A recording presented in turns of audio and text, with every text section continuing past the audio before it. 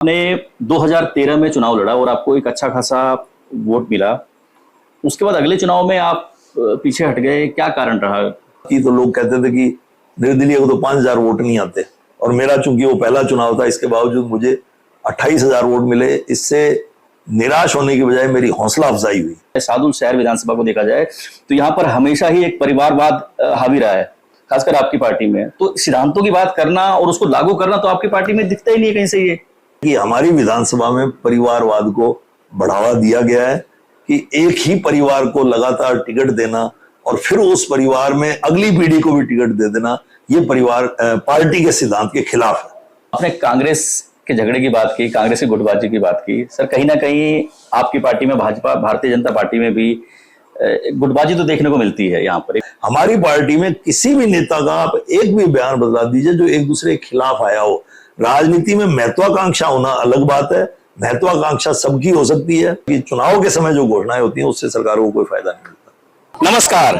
राजस्थान का एक प्रमुख जिला है श्रीगंगानगर, और श्रीगंगानगर में 6 विधानसभा सीटें आती हैं और सादुल शहर भी इसमें से एक है। राजस्थान विधानसभा में पहले नंबर की सीट है सादुल शहर, जिसे 2008 में संगरिया से अलग करते हुए नई विधानसभा का रूप दिया गया था। आज हम वहां पहुंचे हैं इसी विधानसभा में आपकी मुलाकात करवाने डॉक्टर बृजमोहन सारण से, जो कि पेशे से अस्थि रोग विशेषज्ञ भी हैं। सरकारी चिकित्सक के रूप में इन्होंने एक लंबा अरसा गुजारा है और ये इस बार भारतीय जनता पार्टी से टिकट के प्रबल दावेदार भी माने जा रहे हैं। 2013 में आजाद रूप से चुनाव लड़ते हैं और 28,000 वोटें प्राप्त करते हुए एक सम्मानजनक आंकड़ा भी टच करते हैं। तो चलिए सीधा लिए चलते हैं और आपकी मुलाकात करवाते हैं डॉक्टर बृजमोहन सारण से और जानने की कोशिश करते हैं इनके मन की बात।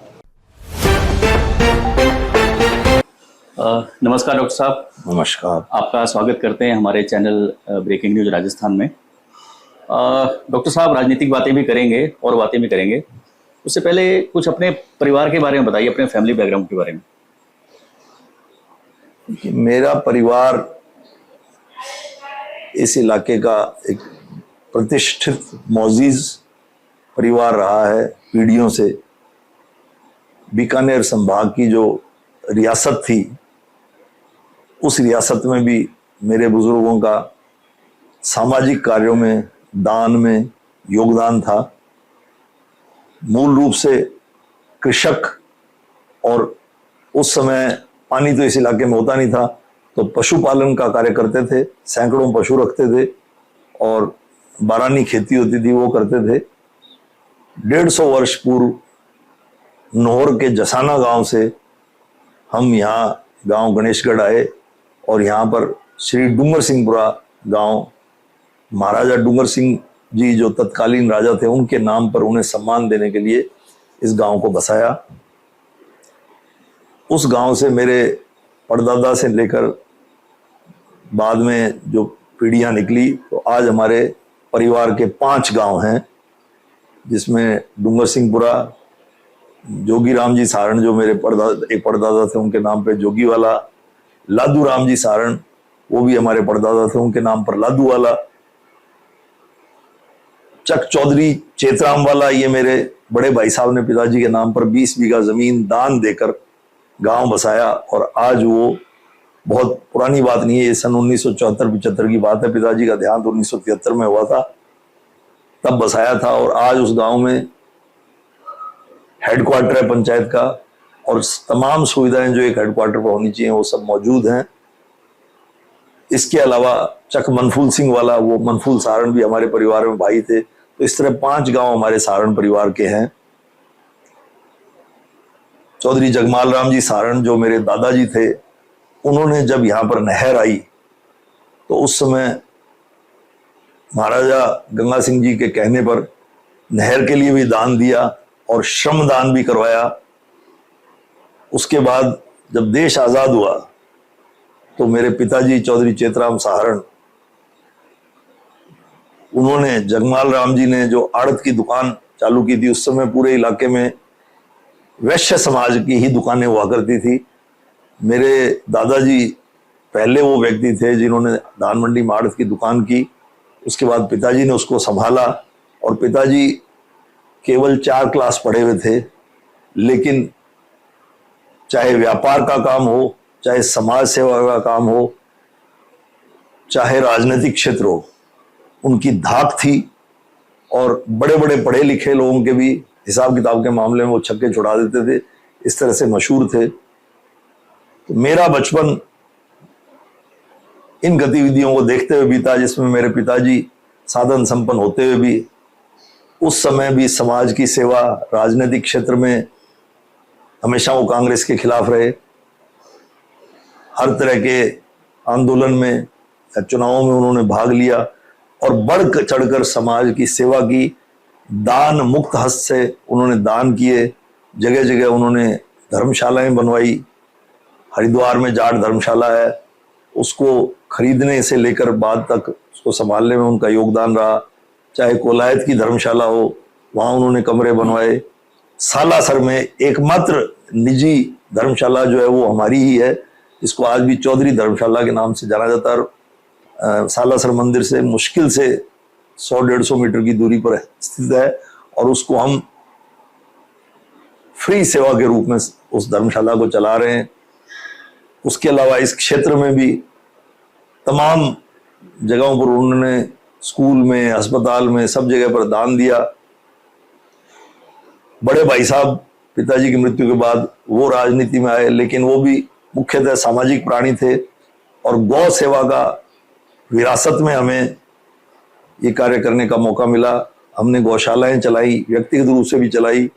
और बड़े भाई साहब ने पिताजी के नाम पर चक चौधरी चेतराम वाला गांव बसाया।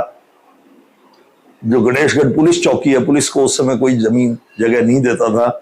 इस सूरतगढ़ रोड पर आए दिन दुर्घटनाएं होती थी, नेशनल हाईवे है ये।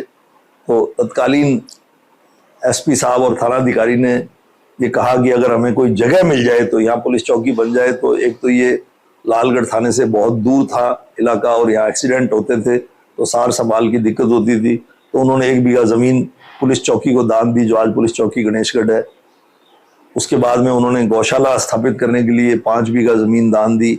आज हमारे डूंगर सिंहपुरा में जन सहयोग से गौशाला चल रही है, जिसके संरक्षक बड़े भाई साहब थे। तो इस तरह से राजनीतिक और सामाजिक सेवा, समाज में आगे बढ़कर काम करना मुझे विरासत में मिला। जो बचपन से देखा वो मैंने चिकित्सा क्षेत्र की सेवा के बाद में और चिकित्सा में रहते हुए भी काम करना आरंभ कर दिया। अच्छा डॉक्टर साहब, एक हमने बड़ी चर्चा का विषय रहा है आपका जो गांव में जो घर है उसका दरवाजा बहुत ही चर्चा का विषय रहा है। तो ये सब कुछ बताएंगे उसके बारे में? देखिए, पिताजी को शौक था, वो हर जगह मकान बनवाना, व्यापारिक केंद्र बनाना उनका शौक था। और उस समय आज से करीब 70 वर्ष पूर्व जब परिवार में जब बंटवारा होता है तो दादाजी के 3 बेटे थे, सबसे छोटे पिताजी थे। तो उन्होंने अपना मकान जब अलग से बनाना शुरू किया तो ये यहाँ जो मिस्त्री थे वो रामगढ़िया मिस्त्री थे और पाकिस्तान से आए थे उस समय। तो वो मशहूर मिस्त्री थे, उन्होंने ये दरवाज़ा बड़े चाव से बनाया और इसके बाद में आज तक बहुत से लोग इसकी फ़ोटो खींच कर ले जाते हैं। लेकिन जो डिज़ाइन इस दरवाजे का बनाया गया और जिस तरह से इसकी खूबसूरती है वो बहुत कम उस तरह का बन पाता है।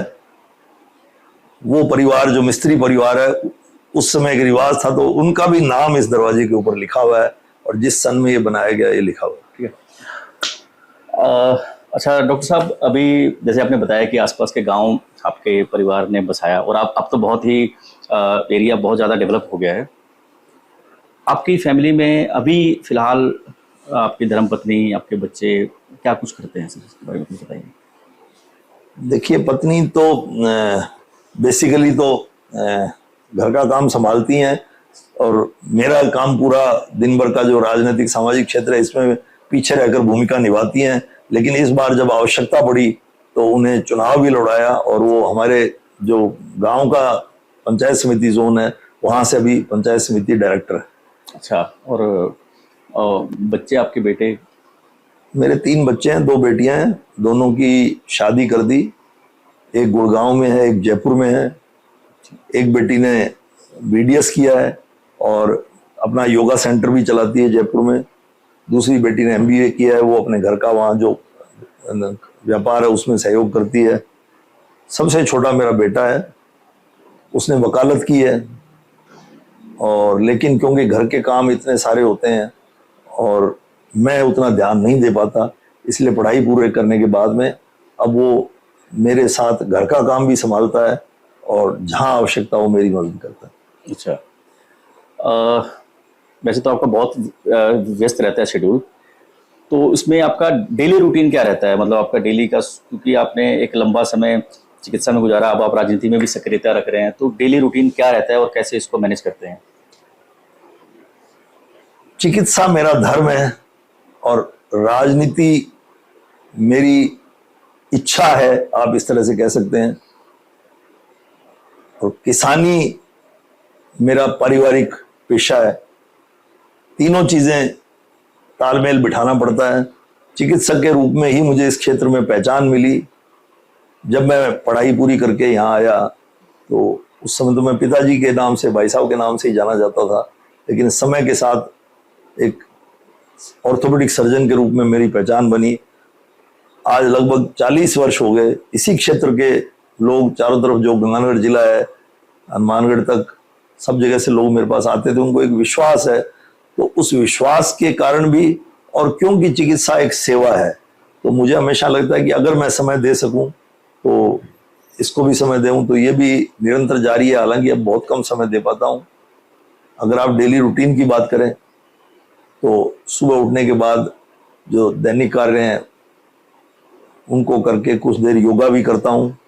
उसके बाद में लोग बाग आने शुरू हो जाते हैं, जिसमें रोगी भी होते हैं और दूसरे काम के लिए, सामाजिक राजनीतिक काम के लिए भी लोग आते हैं। किसी का प्रशासन से कोई काम है, कोई आपस में परिवारों में झगड़ा है, पंचायती के लिए बहुत से लोग आते हैं। वो हमसे उम्मीद करते हैं कि भी हम उनके जो जिससे झगड़ा है उसको कहेंगे या समझाएंगे तो वो मान जाएगा या उनको राय देंगे। इस सब में सुबह का समय निकल जाता है। उसके बाद में मैं फील्ड में निकल जाता हूँ। कहीं कोई मृत्यु हुई है या कहीं कोई विवाह का कार्यक्रम है या कोई और फंक्शन है, उसको समय देता हूँ। और अब से कुछ माह पहले तक तो मैं लगातार 2 घंटे कोशिश करता था कि दोपहर में फील्ड से वापस आकर रोगी भी देखता था बहल अस्पताल में जाके। लेकिन अब पिछले 4 माह से समय नहीं दे पा रहा हूँ, इसलिए मैंने एक बार वहां जाना बंद कर दिया है। ऑपरेशन अगर कोई ऐसा हो जिसमें वो चाहते हो कि मुझसे ही करवाना है, तो मैं सुबह का जल्दी का या शाम को लेट का समय देकर ऑपरेशन करता हूँ। वरना वो मेरी राय से जहां मैं कहता हूँ वहां जाके ऑपरेशन करवा लेते हैं। दोपहर के बाद में फिर फील्ड में निकल जाता हूँ और देर शाम तक 7 बजे 8 बजे वापस लौटते हैं। तो अपने आप को फिट रखने के लिए घूमने के लिए भी निकल जाता हूँ। पहले तो बैडमिंटन खेला करता था, लेकिन अब उतना समय नहीं मिलता, क्योंकि आपके साथ जो लोग खेलते हैं वो जिस समय खेलते हैं आप नहीं पहुंच पाते, तो मैं शाम को वॉक कर लेता हूँ। इस तरह से दिनचर्या निकलती है। काफी व्यस्त शेड्यूल है आपका। डॉक्टर साहब, कोई वाकया ऐसा आपके चिकित्सक लाइफ में, कोई वाकया जो आप हमारे दर्शकों के साथ या अपने क्षेत्रवासियों के साथ कोई वाकया शेयर करना चाहते हो? देखिए, ऐसे तो नहीं कह सकता मैं। अब इतना लंबा चिकित्सकीय कार्य का जीवन रहा है जिसमें मैंने हजारों ऑपरेशन किए हैं, लेकिन इतना ही बता सकता हूं कि जब मैं सरकारी अस्पताल में था तो एक्सीडेंट के केस जब आते थे, उस समय निजी चिकित्सालय भी इतने नहीं थे, और मेडिको लीगल केस जिसमें झगड़ा हो गया और बहुत सारी चोटें लगी या एक्सीडेंट हुआ बड़ा भयंकर, उसमें मास स्केल पे मरीज आते हैं, जैसे 5-7 आ गए, 10 आ गए, तो उनको तुरंत आते ही जब आप संभालते हो तो मुझे खड़ा देखकर लोगों को आधी चिंता कम हो जाती थी। वरना वो समय ऐसा होता है कि एक कोलाहल सा मचा होता है और हर व्यक्ति ये चाहता है कि उसका जो रोगी है उसको तुरंत अटेंड किया जाए। लेकिन क्योंकि क्षेत्र के लोग मुझे जानते थे, तो मैं जब इमरजेंसी में खड़ा होता था या पहुंचता था तो आधी उनकी चिंता दूर हो जाती थी। और फिर उन मरीजों को तुरंत संभालना, इमरजेंसी में कौन सीरियस है उसको पहले प्राथमिकता देते हुए काम करना, और इमरजेंसी में उनका ऑपरेशन करना, ये अपने आप में एक इसमें सुकून भी मिलता था और जनता की आशीष भी मिलती थी, जो मुझे आगे बढ़ने की शक्ति देता है। बाकी वाक्य तो बहुत हैं, लेकिन ऐसे तो याद करके बताना बड़ा मुश्किल है। तो एक डॉक्टर के तौर पे आप राज्य की सरकारी चिकित्सा व्यवस्था को कहाँ पाते हैं, कहाँ देखते हैं? या अपने अगर जिले की ही बात की जाए, श्री गंगानगर के जिले की, तो सरकारी चिकित्सा व्यवस्था को कहाँ देखते हैं आप? देखिए, राजकीय सेवा कोई भी हो, पहले तो मैं आपको ये बता दूं, मेरा ये मानना है कि चाहे चिकित्सालय हो या अन्य सेवाएं भी हों, कर्मचारी हो, कहीं भी हों, कर्मचारी या अधिकारी हों, मैं ये समझता हूं अगर वो मन लगा के काम करें और अपना, ये शायद बात कहते हुए मैं हो सकता है किसी को नाराज भी कर दूं, लेकिन वो अपना अगर 50% भी सेवा में दे दें तो ये राज्य ही नहीं, ये देश भी बहुत आगे बढ़ सकता है। होता ही है कि जब हम सरकारी नौकरी में आ जाते हैं तो हम अपने आर्थिक पक्ष को और तनख्वाह जिस दिन आएगी उसको ज्यादा ध्यान में रखते हैं और अपनी पूरी सेवा अपनी पूरी शक्ति से नहीं देते हैं। अगर हम अपनी पूरी शक्ति लगाकर काम करें तो मैं समझता हूँ बहुत कुछ हो सकता है। जहां तक राजकीय चिकित्सालयों की बात है, इसमें कोई शक नहीं है कि इन वर्षों में धीरे धीरे बहुत सुधार हुआ है और गंगानगर का जो राजकीय चिकित्सालय है इसमें सभी सुविधाएं मौजूद हैं। और जब मैं था तब भी ये राज्य के अग्रणी जिला चिकित्सालयों में था और अब तो यहाँ निजी क्षेत्र में भी सब सुविधाएं मौजूद हैं। लेकिन राजकीय सेवा में मैं जिला चिकित्सालय में देखता हूँ, चाहे डॉक्टर्स हैं चाहे नर्सिंग स्टाफ हैं, बहुत लोग हैं जो अच्छा काम करते हैं, लेकिन वहाँ जो समस्या है, भीड़ की समस्या होती है, भीड़ तंत्र की इतनी ज्यादा होती है, उसकी वजह से लोगों को काम करने में दिक्कत आती है। फिर भी अगर वो मन लगाकर काम करें तो राजकीय सेवा में रहते हुए जो आप चिकित्सा सेवा दे सकते हो उसका कोई मुकाबला नहीं। तो फिर अब राजनीति में आने की क्या जरूरत पड़ी आपको? क्या आपके काम तो वैसे हो जाते हैं? नहीं, हम अपने काम के लिए राजनीति में नहीं आए हैं, जनता के काम के लिए राजनीति में आए हैं। और जहां तक राजनीति में क्यों आए इसका जवाब है तो मैं, क्योंकि एक राजनीतिक सामाजिक परिवार से आया हूं और जब मैं राजकीय चिकित्सालय में रहा, देखिए जो सरकारी हॉस्पिटल होता है उसके अंदर आम आदमी ही ज्यादा जाता है।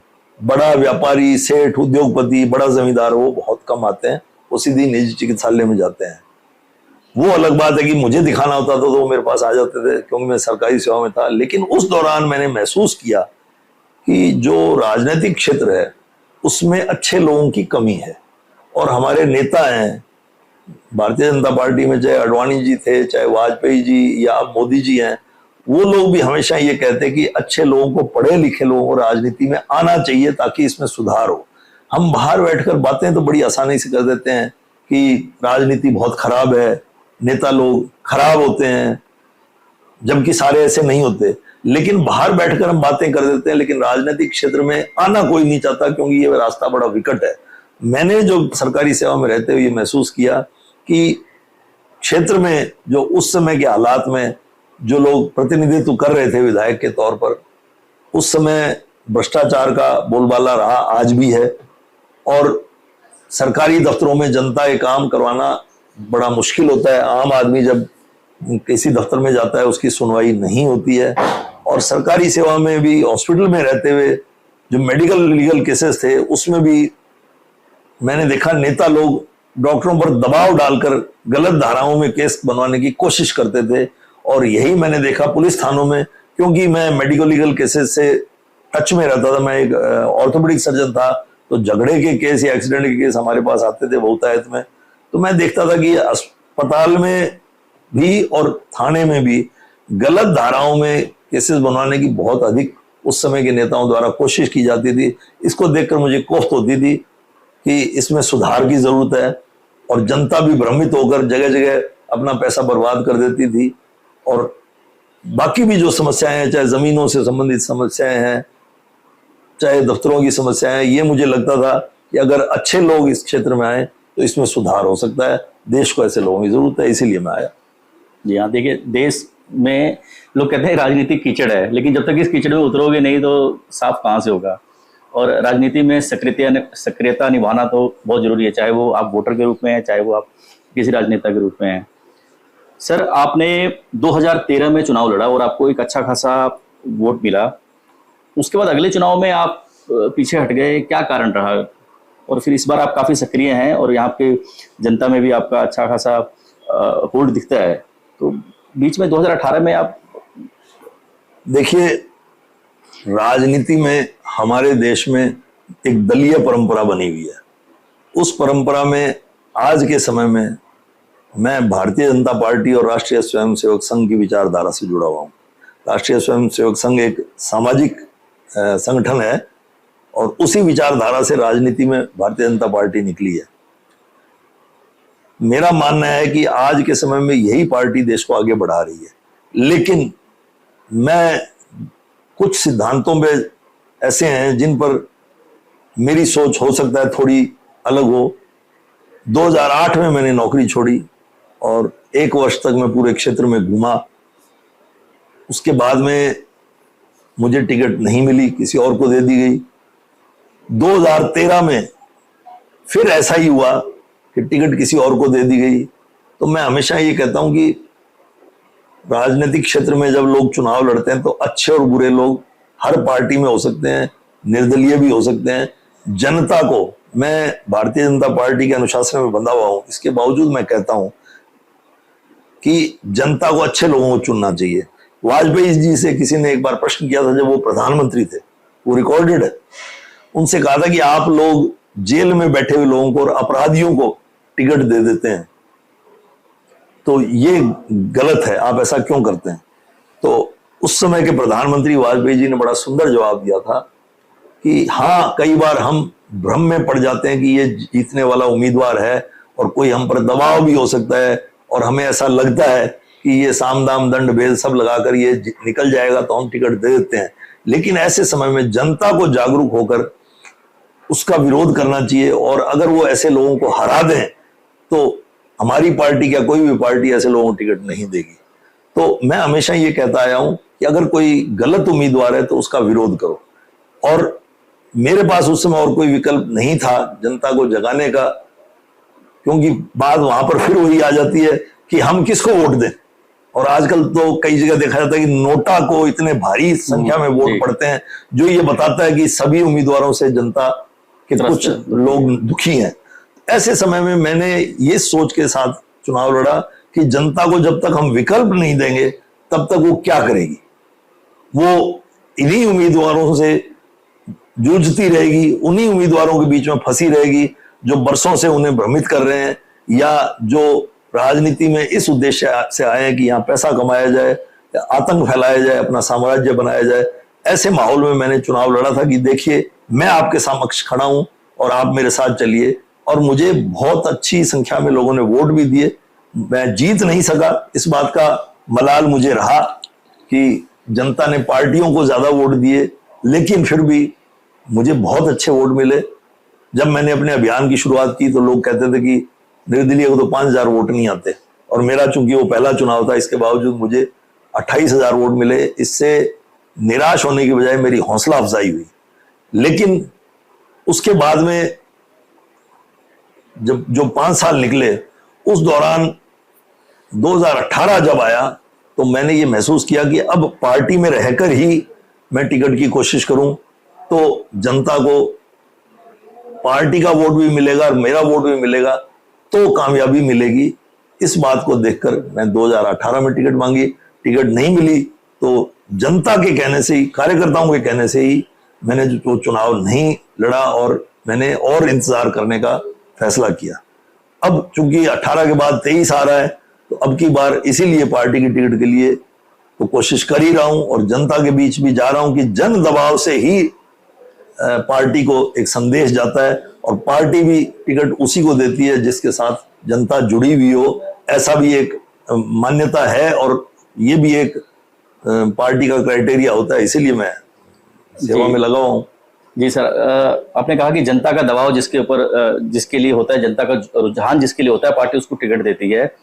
और आपके जो बड़े सीनियर लीडर हैं वो भी एक बात कहते हैं कि हम परिवारवाद के खिलाफ हैं, परिवारवाद के हमेशा वो खिलाफत करते आए हैं। लेकिन अगर आपकी अपनी विधानसभा को देखा जाए, सादुल शहर विधानसभा को देखा जाए, तो यहाँ पर हमेशा ही एक परिवारवाद हावी रहा है, खासकर आपकी पार्टी में। तो सिद्धांतों की बात करना और उसको लागू करना तो आपकी पार्टी में दिखता ही नहीं है कहीं से। ये आप बिल्कुल सही कह रहे हैं।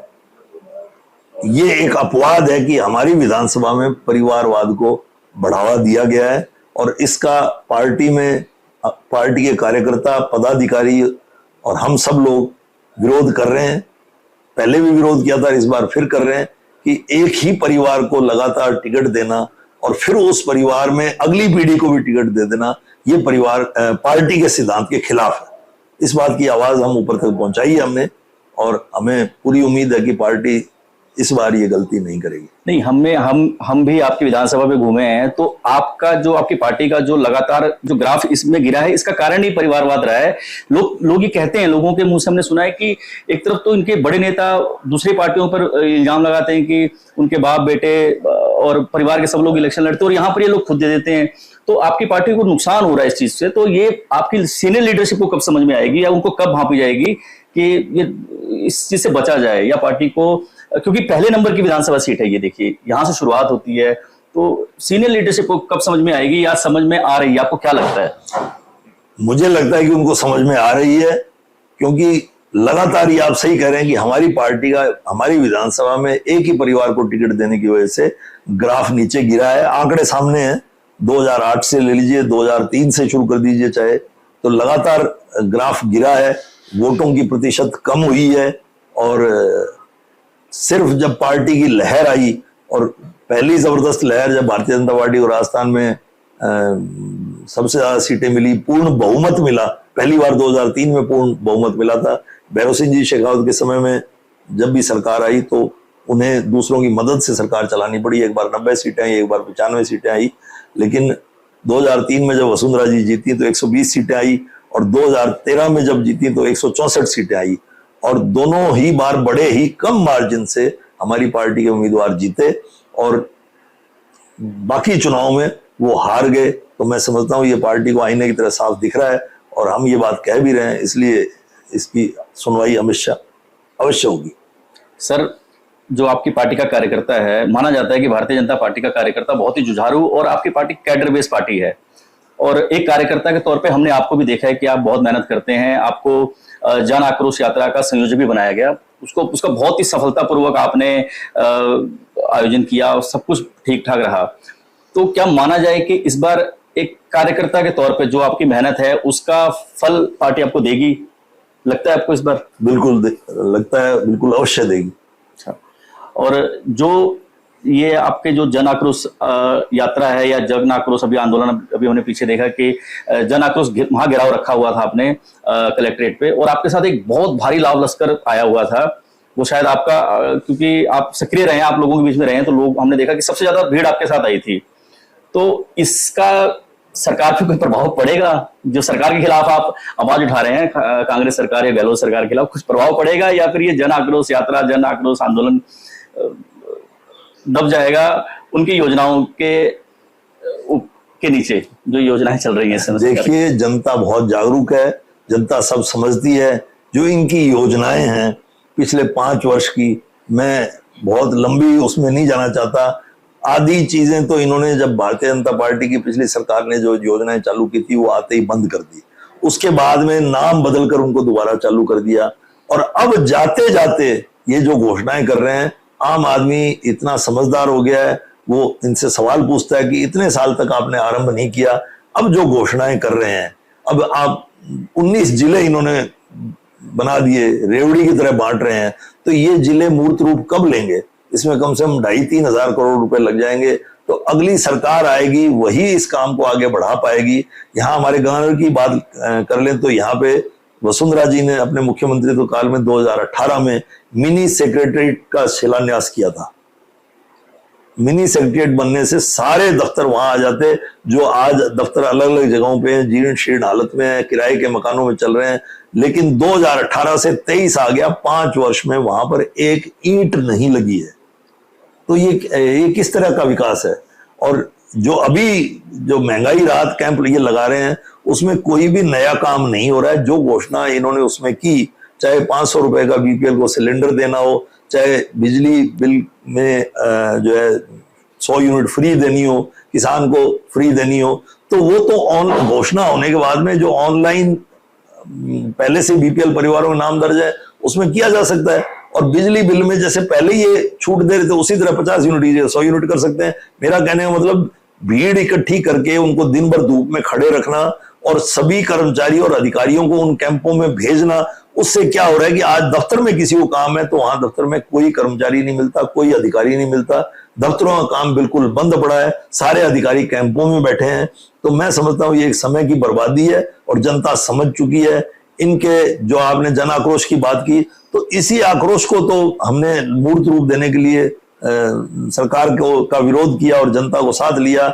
चाहे भ्रष्टाचार का मामला हो, चाहे कानून व्यवस्था का मामला हो, चाहे पेपर लीक का मामला हो, जिसमें खुद इनके आरपीएससी के अधिकारी, जो आरपीएससी के मेंबर थे, वो तक पकड़े गए। आए दिन कर्मचारी से लेकर अधिकारी तक, चाहे एसपी हो चाहे कलेक्टर हो, पकड़े जाते हैं। अपराध की कोई घटनाएं हैं जो वो इतनी ज्यादा बढ़ गई हैं। तुष्टीकरण की नीति जो है धार्मिक आधार पर, उसकी वजह से पहली बार ऐसा हुआ कि चाहे रामनवमी का समय हो, चाहे महावीर जयंती हो, किसी भी इस तरह के मौकों पर आज तक ये इस राज्य का इतिहास था कि कभी इस तरह की यात्राओं को नहीं रोका गया, लेकिन यहाँ तो पथराव भी हुआ, झगड़े भी हुए। तो ये तुष्टीकरण की नीति को आगे बढ़ाने से हुआ है। ये तो आपस में लड़ रहे हैं, तो इसलिए इनका तो उल्टी गिनती शुरू हो गई है और बड़े भारी बहुमत से भारतीय जनता पार्टी की सरकार आएगी। सर, आप कह रहे हो कि आपस में लड़ रहे हैं, खासकर अगर सीधा सीधा कहा जाए तो गहलोत और पायलट जी आपस में लड़ रहे हैं। तो इनके कुछ नेता कहते हैं जी इस लड़ाई के पीछे भारतीय जनता पार्टी का हाथ है, ये लोग करवा रहे हैं जो करवा रहे हैं। किसी के कहने से कोई लड़ता नहीं है, ये सब कहने की बातें होती हैं। अगर दो भाइयों में लड़ाई होती है तो उनमें मतभेद होगा तभी होगी। अगर किसी परिवार में कोई झगड़ा होता है, किसी पार्टी में होता है, बाहर वाला क्या भूमिका निभा सकता है उसमें? पहले तो वो खुद झगड़ा करके बाहर आएगा। तो राजनीतिक क्षेत्र ऐसा है कि अगर वो बाहर आके आपसे मदद मांगेगा तो राजनीति में दूसरा मदद देने को तैयार होता है। लेकिन इसका मतलब ये बिल्कुल भी नहीं है कि वो झगड़ा वो करवा रहे हैं। आपने कांग्रेस के झगड़े की बात की, कांग्रेस की गुटबाजी की बात की। सर, कहीं ना कहीं आपकी पार्टी में, भाजपा भारतीय जनता पार्टी में भी गुटबाजी तो देखने को मिलती है। यहाँ पर एक वसुंधरा गुट अपना अलग चल रहा है, इधर पहले पुनिया साहब थे। अब क्योंकि हमने अक्सर देखा है कि वसुंधरा जी जो आपके जन आक्रोश आंदोलन या जन आक्रोश यात्राएं हैं, इसको बिल्कुल इग्नोर कर रही है, वहां पर बिल्कुल भी इनका कोई समर्थन नहीं मिल रहा है।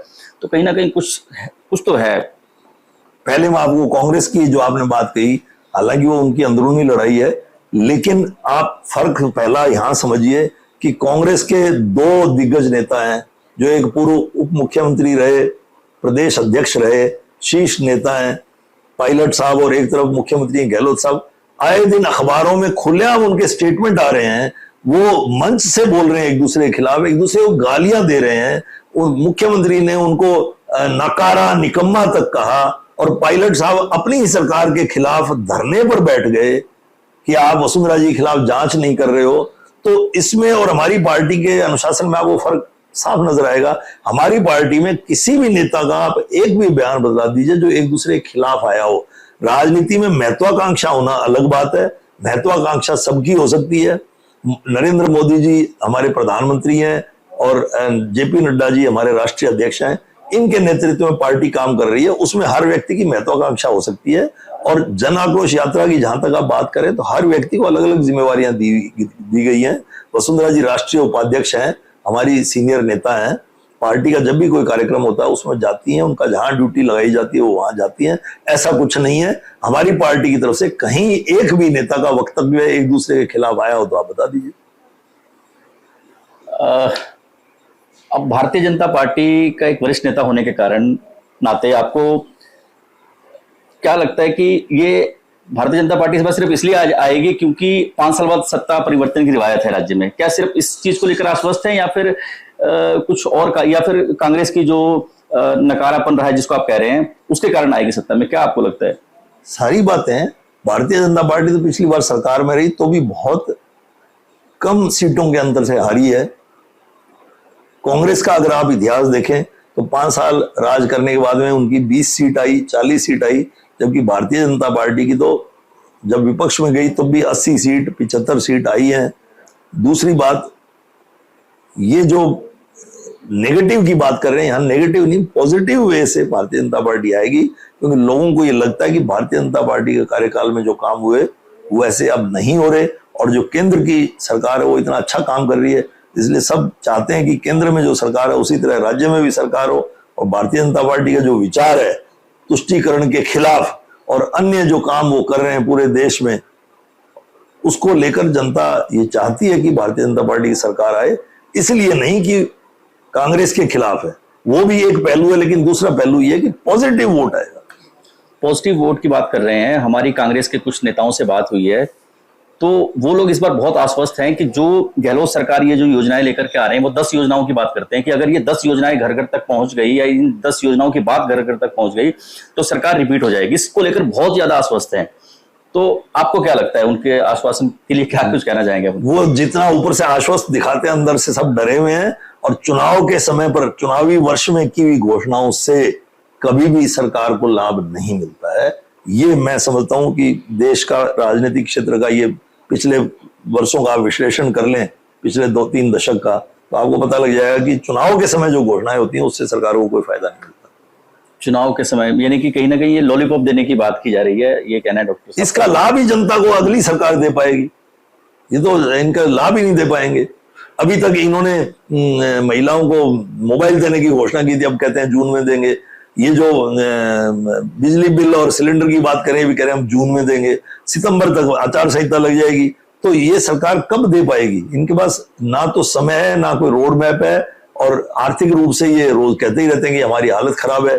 आप किसी भी योजना को देख लो, अभी हमने कल सड़कों की हालत के बारे में प्रदर्शन किया है, तो इनके पास इन योजनाओं में भी पैसा लगाने के लिए नहीं है, और जो मूलभूत सुविधाएं हैं, चाहे पानी का मामला हो, चाहे सड़क का मामला हो, चाहे बिजली का मामला हो, वो तंत्र पूरी तरह खराब हुआ पड़ा है। क्यों? वहां भी ये पैसा नहीं दे रहे। आपने बात करी तंत्र खराब हुआ पड़ा है, सड़कों का, सड़कें बहुत ही मतलब जर्जर हालत में है। तो कहीं ना कहीं विपक्ष कमजोर है ना, कि विपक्ष दबाव नहीं बना पाता सरकार के ऊपर, जिसके कारण ये लोग इतने आसानी से भ्रष्टाचार कर जाते हैं और जिसका खामियाजा लोगों को भुगतना पड़ता है। तो विपक्ष की कमी तो है ना सर? विपक्ष लगातार धरना, प्रदर्शन, जन आक्रोश यात्रा, जन आक्रोश घेराव लगातार कार्यक्रम कर रहा है, लेकिन विपक्ष सरकार में नहीं होता है। और सरकार ही जब नाकारा हो तो विपक्ष और जनता के पास इसके सिवा कोई चारा नहीं रह जाता कि जब समय आए वोटों का तब उसे बदलें। लेकिन हमारी पार्टी लगातार 5 वर्ष से लगातार इनके खिलाफ हर जगह जहां मौका मिलता है आवाज उठाती है। हर जगह जहां मौका मिलता है आवाज उठाती है। आपकी विधानसभा में आएंगे, हमने देखा है कि आप लगातार लोगों से जनसंपर्क अभियान चला रहे हैं, और इसमें क्या कुछ निकल के आ रहा है? लोगों के मन की बात आप क्या कुछ जान पा रहे हैं जो आप जनसंपर्क अभियान चला रहे हैं? इसमें कुछ, जैसा आपने पूर्व में कहा था कि एक ही परिवार को टिकट देने से लोग रुष्ट हैं, और मैं इतने वर्षों से काम कर रहा हूं इस क्षेत्र में, और अपना चिकित्सा का क्षेत्र छोड़कर मैं इस लाइन में आया था, तब से लगातार कर रहा हूं। तो जनता इस बात को समझ रही है। जनता के मन में ये एक पीड़ा है कि हमें मौका मिले तो मौका मिलते ही वो मेरे साथ आगे बढ़ना चाहते हैं। उनके अंदर एक मेरे लिए एक भावना है कि जो हो रहा है वो गलत हो रहा है, इनको टिकट पार्टी दे और हम इनके साथ आगे बढ़े। ये एक जनता में पूरी लहर बनी हुई है, और ये लहर जैसे जैसे चुनाव नजदीक आएंगे बढ़ती जाएगी। तो जनता को ये अच्छी तरह समझ में आ चुका है कि भारतीय जनता पार्टी की टिकट मुझे मिले तो उनका भला हो सकता है। टिकट आपको वैसे मिलने भी चाहिए, क्योंकि हमारे एक बहुत बड़े नेता थे जिन्होंने कहा था कि रोटियों को पलटते रहना चाहिए, नहीं तो जल जाती है। और यहाँ पर तो एक ही तवे पर एक ही तरफ पड़ी हुई रोटी, तो कितना जल चुकी होगी वो हमें पता ही है। और सर, आपने बात करी कि आप लोग गौशालाएं भी चलाते हैं, आपके नेता बड़ी बड़ी बातें करते हैं गौशालाएं चलाने की, गाय गोरक्षा की। और हमने देखा है कि साधु शहर में खास करके यहाँ पर आवारा पशु बहुत घूमते हैं। तो आप लोग जो ये घूमते हैं, अगर आप लोग उनको पालने का काम कर लो, घर में रखने का काम कर लो, तो फिर ये समस्या खत्म हो जाएगी। तो आप लोग मतलब क्या है आपका क्या इस बारे में कोई विचार? आप देखिए, मैं और मेरा परिवार तो शुरू से गौ सेवक है।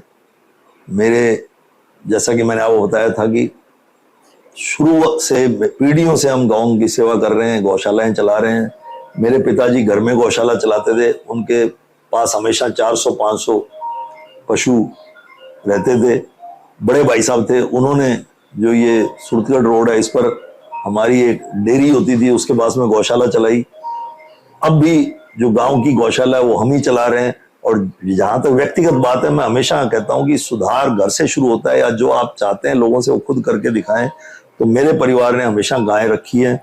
मैं गंगानगर में रहा तो भी मैंने तमाम विपरीत परिस्थितियों में हमेशा गाय रखी, और मैं अभी भी गाय अपने पास रखता हूँ, और हम अपनी गाय का दूध ही इस्तेमाल करते हैं। अच्छा, अभी आपके पास आपने गाय पाल रखी है? बिल्कुल जी। अच्छा, और दूध अपने वहीं का इस्तेमाल करते हैं? बिल्कुल जी, बिल्कुल। क्या बात है जी। देखिए, ये और नेताओं के लिए भी जो लोग बड़ी बड़ी बातें करते हैं गाय को बचाने की, गौ रक्षा की, लेकिन अपने घर में लोग और पशु तो पाल लेते हैं, लेकिन गाय को पालते हुए लोग डरते हैं, लोग हिचकिचाते हैं। तो ये एक अच्छी मिसाल है। कुत्ता पाल लेते हैं, बिल्ली पाल लेते हैं, घोड़े पाल रखे हैं लोग, घोड़े। लेकिन मैं उसके खिलाफ नहीं हूँ। लेकिन उससे पहले जो हमारे सनातन संस्कृति के अनुसार जो गाय है, गाय का जो महत्व है, गाय हमारी माता है, गाय से हमें कितनी चीजें मिलती हैं, आप अंदाजा नहीं लगा सकते। गाय तो पूरी अर्थव्यवस्था को संभाल सकती है। तो मैं समझता हूँ जो लोग ऐसा कर सकते हैं, लोगों के पास आज भी गांव में जगह की कमी नहीं है, शारीरिक श्रम नहीं करना चाहते, गाय पालने से परहेज इसलिए करते हैं कि हम आराम तलब लोग हो गए हैं। और इसके अलावा जो आवारा पशु हैं उसे गौशालाओं में रखना चाहिए, सरकार को भी उसमें प्रोत्साहन देना चाहिए। जी, सरकार को भी प्रोत्साहन देना चाहिए। अच्छा डॉक्टर साहब, अंत में हम यही जानना चाहेंगे आपसे कि अपनी विधानसभा को लेकर के आपके क्या विजन है? देखिए, सबसे पहले तो जो मेरी विधानसभा में किसान वर्ग का प्रभुत्व है, और यहाँ पर भाखड़ा और गंग कैनाल दो नहरी सिस्टम है, और दोनों नहरी सिस्टम इस समय खत्म हो रहे हैं, बर्बाद हो रहे हैं, और लगातार उसके खिलाफ आंदोलन चल रहे हैं। भाखड़ा में आंदोलन चल रहा है, अभी पिछले दिनों ही हम हनुमानगढ़ गए थे पानी के लिए, वो पानी की समस्या अभी भी बरकरार है। गंग कैनाल में भी रोज पानी में उतार चढ़ाव आ जाता है।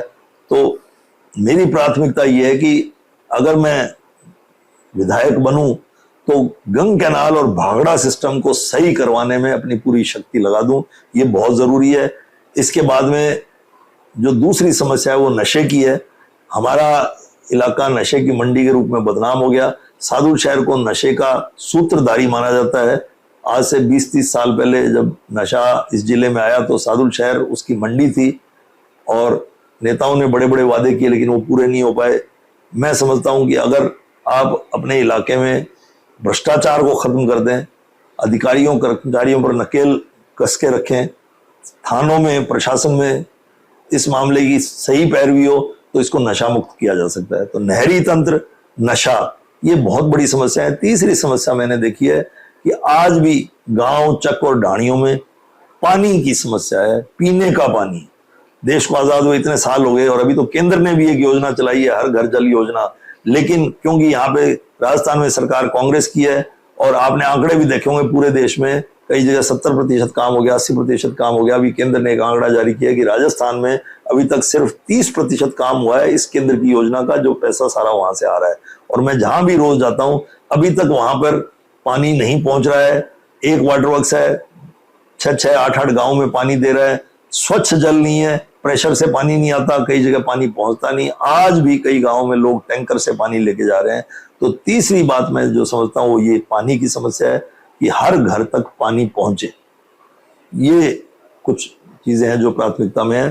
चौथा, भ्रष्टाचार मुक्त हो, कि जो भी अधिकारी या कर्मचारी भ्रष्टाचार में लिप्त है उसको मेरे विधानसभा क्षेत्र में कोई स्थान नहीं होना चाहिए उसका। तो क्या हम मान के चलें कि अगले साल, क्योंकि इस साल के अंत तक चुनाव हो जाएंगे, तो अगले साल से जितनी भी समस्याएं हैं, हमने देखा है कि यहाँ का किसान अपना खेत छोड़ करके कहीं कलेक्ट्रेट के बाहर, तो कहीं किसी अधिकारी के बाहर, आप भी वहाँ होते हो, शामिल होते हो, वहाँ जाके धरना दे रहा है, प्रदर्शन कर रहा है, और लोगों को पानी नहीं मिल रहा है, मतलब बहुत सारी समस्या। तो क्या मान के चले कि अगले साल से ये परेशानियां खत्म होने वाली हैं? देखिए, हथेली पर सरसों नहीं पकती, लेकिन अगर मैं चुनकर आऊंगा तो मेरी पुरजोर कोशिश इन चीजों को प्राथमिकता से लेने की रहेगी, और मैं समझता हूं कि धीरे धीरे इसमें सुधार कर दूंगा। और नशा है या भ्रष्टाचार है, इसको तो खत्म ही कर देंगे। पानी की समस्या है, ये अंतर्राज्यीय समस्या भी है, लेकिन फिर भी हम पूरी ताकत से लगकर इस समस्या को दूर करेंगे। और भाखड़ा में मैं ये समझता हूं कि 1200 क्यूसेक पानी मिनिमम है जो हमेशा आना चाहिए। इसी तरह गंग कैनाल में 2100 क्यूसेक पानी मिनिमम है जो आना चाहिए। इसके लिए मैं प्रयास करूंगा। और कितने आश्वस्त हैं कि जनता इस बार आपको आशीर्वाद देगी? जनता पूरी मेरे साथ है, जनता हर तरीके से मेरे साथ है। लगातार मैं देख रहा हूं, यही मेरी ऊर्जा है। जनता को तो काम करने वाला अच्छा ईमानदार आदमी चाहिए, और वो समझते हैं कि ये सारी बातें मेरे साथ हैं। जी, जनता को पढ़ा लिखा ईमानदार आदमी चाहिए, जो उनकी भावनाओं को समझता हो और जिनकी नीयत भी हो काम कराने की। तो देखने वाली बात ये होगी कि पार्टी ये कब समझती है, जनता तो शायद समझ चुकी है, पार्टी को ये कब समझ में आता है। और भविष्य में भी हम नजरें बनाए रखेंगे विधानसभा शादुल शहर पे। और डॉक्टर साहब, आपने अपना कीमती समय हमें दिया और अपने हमारे सभी बातों का बड़ी बेबाकी से जवाब दिया, इसके लिए आपका बहुत बहुत धन्यवाद। हम आपके विधानसभा में भी घूमेंगे, जो बातें आपने कही हैं उस पर भी हम देखेंगे, लोगों को दिखाएंगे। तो एक बार फिर से आपका बहुत बहुत धन्यवाद। धन्यवाद।